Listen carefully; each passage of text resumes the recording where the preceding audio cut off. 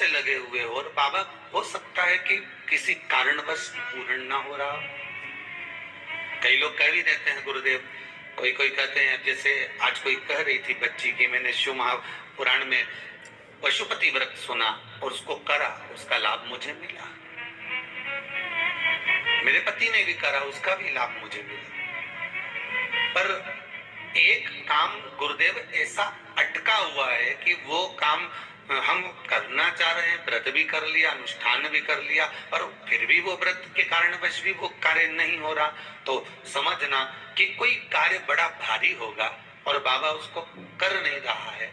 या कोई काम अटक रहा है। तो हमने पहले भी कहा, ये बीच की जो पत्ती है, ये देव अधिदेव महादेव, ये ब्रह्मा, ये विष्णु, इन दोनों पत्ती के मिलन से लेकर इस पत्ती के बीच की जो डंडी है,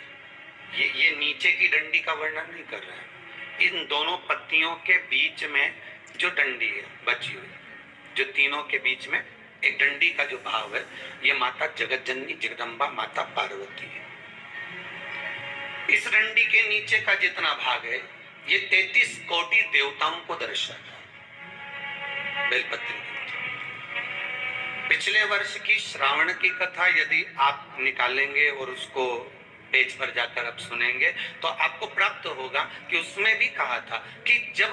आप पशुपति व्रत कर रहे हो, या कोई नियम धारण कर रहे हो, या कोई आपने नियम उठा रखा है और वो कार्य आपका हो ही नहीं रहा, आपने 2 बार पशुपति व्रत कर लिए, आपने ये कर लिया, आपने प्रदोष कर लिया, आपने सोमवार कर लिया, आपने सारे अनुष्ठान कर लिए, बहुत सारे उपाय भी करे, तो भी नहीं हो रहा, तो इस बीच वाली पत्ती पर शहद लगाकर बाबा का जो शिवलिंग है, उस शिवलिंग को इसको छुआ दीजिए या उससे चिपका दीजिए, और उस पर अपनी हथेली रखकर कामना कर कर वापिस घर को आ जाइए।